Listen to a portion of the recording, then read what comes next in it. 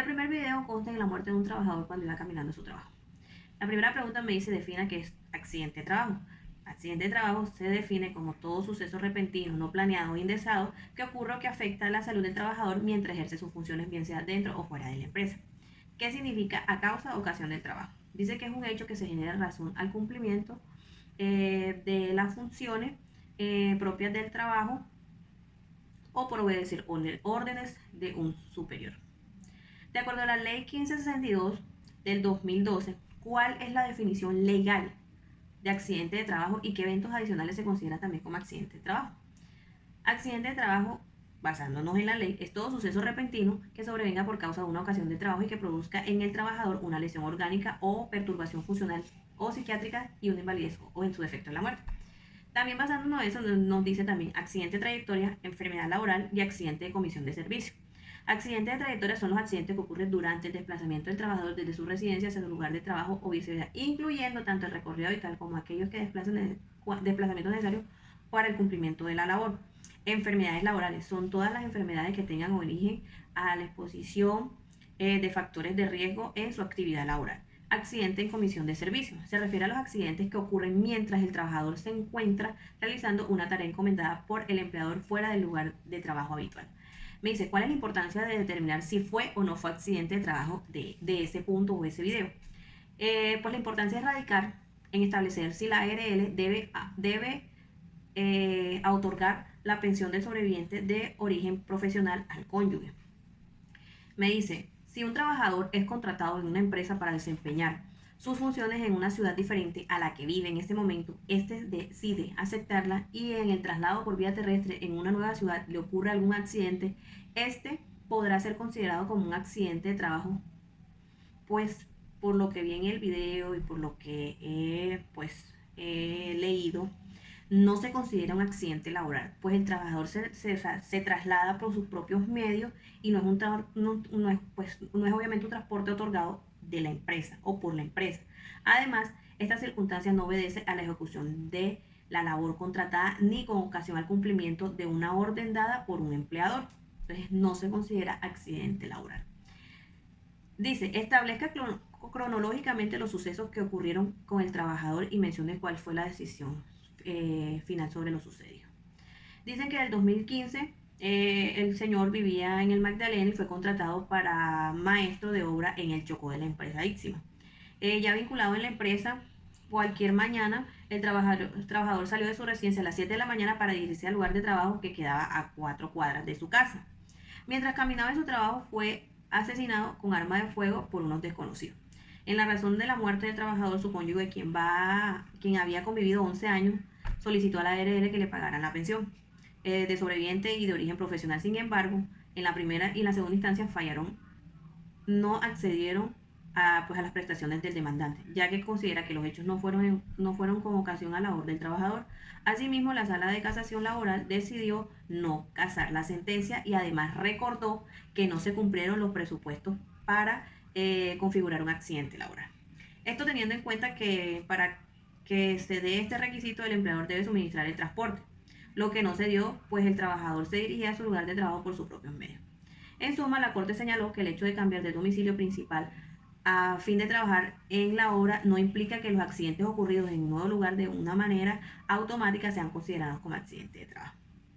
Entonces, la corporación indicó que los hechos que llevaron a la muerte del trabajador no fueron razón de cumplimiento de funciones ni tampoco el desarrollo de algunas situaciones excepcionales o circunstanciales creadas por el empleador. Es decir, que se trató de un evento que no ocurrió ni a causa ni en ocasión del trabajo. Pues ese es el primer video. El segundo es la culpa del empleador por accidente de trabajo. Viendo el video nos hacen también una serie de preguntas que me dicen, ¿el cotero desempeñaba de forma exclusiva la labor para el trabajo que fue contratado? No. Viendo el video, pues se encontraba pintando la pared por una altura mayor de 2 metros por orden de su superior. Entonces me dice, ¿cuál es el mecanismo que utilizó el cotero para desarrollar las labores de la pintura designada y contaba o no la autorización del empleador para utilizar este medio? El trabajador usó un montacarga eléctrico sin autorización que elevó a 4 metros de altura para subirse a un estivo. ¿Cuál fue la decisión del juzgado en primera instancia? Condenar al supermercado a pagar a la esposa y a las hijas menores del trabajador la indemnización plena y ordinaria de los perjuicios del daño causados. Dice, luego de supermercado apelar a la decisión, ¿cuál fue la decisión del tribunal y cuáles fueron sus argumentos? El tribunal revocó el fallo de primera instancia y absolvió a la demanda de todas las pretensiones consideradas que no se acreditó la culpa del empleador y el trabajador desobedeció las órdenes de seguridad y sin autorización usó el montacarga para pintar. ¿Cuál fue la postura de la sala de descongelación laboral sobre el caso? Y dice, ¿cuál fue la postura de la sala de descongestión laboral sobre el caso? Es decir, ¿qué dijeron al respecto? La sala de descongestión laboral determinó que tanto el trabajador como el empleador tuvieron responsabilidades en el accidente que causó la muerte del empleado. El trabajador actuó de manera imprudente al utilizar el montacargas sin autorización ni las especificaciones técnicas adecuadas. El empleador incumplió su obligación de supervisar y proporcionar las capacitaciones y el equipo adecuado para trabajo en altura. La Corte confirmó la sentencia condenatoria de primera instancia. Dice, ¿cuál es la definición de trabajo en altura? Se define que es toda aquella labor que se realice a más de 2 metros de altura. ¿Qué son los elementos de protección personal y cuáles consideraba o considero que serían los adecuados para la actividad la que fue asignada al cotero? Se dice que los elementos de protección personal son equipos o dispositivos utilizados por los trabajadores para proteger del riesgo o peligro en el entorno laboral.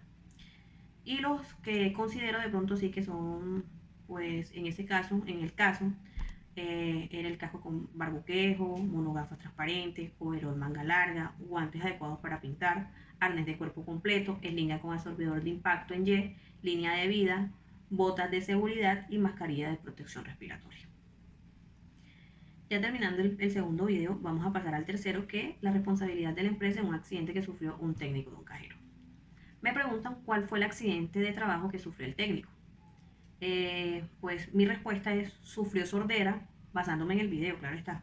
Sufrió sordera momentánea y confusión a causa de una trampa de aturdimiento que se encontraba dentro del cajero que estaba reparando. ¿Cuál fue el porcentaje de pérdida de capacidad laboral del trabajador? Pues se le dictaminaron que el 26% de pérdida de capacidad laboral. ¿Contra quién presentó la demanda el trabajador que buscaba que le reconociera? La empresa empleadora y sus dos socios. ¿Cuál fue la conclusión de la Sala de Casación Laboral de la Corte Suprema de Justicia respecto a la empresa era responsable o no sobre lo sucedido con el empleado? La sala concluyó que la empresa sí era responsable por los daños, toda vez que se halló un documento que acreditaba que tenían conocimiento de la existencia de un agente de riesgo asociado al ruido, por lo cual el trabajador estaba expuesto a posibles daños. Sin embargo, la empresa omitió su deber de señalar a los cajeros cuáles se encontraban en fuente de peligro. En la suma, no valoraron el riesgo ni suministraron los elementos de protección personal ni implementando el procedimiento para la adecuada manipulación de los dispositivos electrónicos. ¿Cuál fue la conclusión del caso? ¿Se le pagó o no al empleado la indemnización requerida y por qué? En conclusión, la Corte señaló que el cumplimiento de los deberes del ciudadano, de los deberes del cuidado implica que los empleadores identifiquen, conozcan y evalúen y controlen los peligros potenciales a los que están expuestos sus trabajadores. Lo que demandó no lleva a cabo. Asimismo, señaló que no es válido argumentar la confidencialidad de los agentes de riesgo, ya que la presencia del peligro obliga a toda empresa involucrada a gestionar. Al demostrarse la responsabilidad del demandado, la Corte condenó a la empleadora y sus socios en forma solidaria a pagarle al empleado una indemnización plena de los perjuicios sufridos. Me preguntan qué es el riesgo. El riesgo es toda posibilidad de sufrir un daño, una pérdida o de estar en peligro. Defina valoración del riesgo y comente. ¿Cuál es la importancia de este caso? Me dicen que define valoración del riesgo. Valoración del riesgo es todo proceso que se utiliza para identificar, evaluar, priorizar los riesgos asociados a la actividad o proyecto en específico, que consiste en analizar los posibles daños y eventos o situaciones que puedan causar alguna pérdida. ¿Cuál es la importancia? Resulta importante ya que de haberse llevado a cabo la valoración del riesgo, la actividad a adelantar por el trabajador, no hubiese sufrido el accidente laboral, no hubiera perdido el 26% de su capacidad laboral y la empresa y sus socios no hubieran sido condenados solidariamente al pago de una indemnización. Terminado el video, voy a continuar al siguiente, que es la enfermedad laboral de un piloto. Dice, ¿cuál era el trastorno y el origen que padecía el piloto? El trastorno de ansiedad y depresión originado por 2 pruebas que tuvo que presentar. ¿Cuál fue el porcentaje de pérdida de capacidad laboral del piloto? La de él fue el de 100%. ¿Ante qué entidad pidió el reconocimiento de pensión de invalidez? A la ARL. ¿Cuál fue la decisión en primera y segunda instancia del caso? Condenar a la aseguradora a pagar al piloto la pensión de invalidez. ¿Cuál es la Junta Especial de Calificación de Aviadores?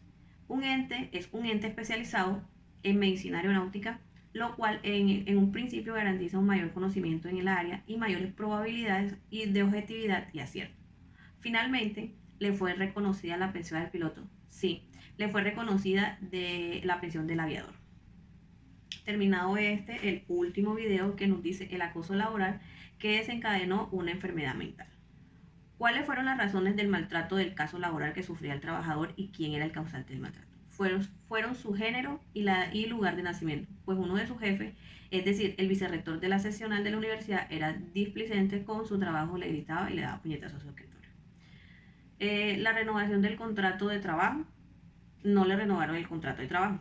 Contaba con el permiso del Ministerio de Trabajo, no contaba con la autorización del Ministerio. ¿Cuál era el propósito? Es decir, ¿qué buscaba conseguir con la presentación de la demanda laboral? Las prestaciones de manera que, las pretensiones de manera que era el reintegro de su trabajo y el pago de su salario, horas extras y prestaciones y a los aportes de seguridad social que habían dejado de percibir. ¿Cuáles fueron las conclusiones de la Corte al respecto del caso? La Corte concluyó que la mujer sufrió un maltrato laboral que le generó una enfermedad psiquiátrica con forma grave. ¿Qué se menciona al respecto de la salud mental? Se señala que se disminuyó su capacidad laboral y además esta circunstancia era perfectamente conocida por sus empleadores al momento de decidir no renovar su contrato, aun cuando la demandante le había brindado 15 años de servicio. Además menciona que los daños a la salud mental son imperceptibles hasta que el trabajador no pueda ser condenado y más hacen evidente.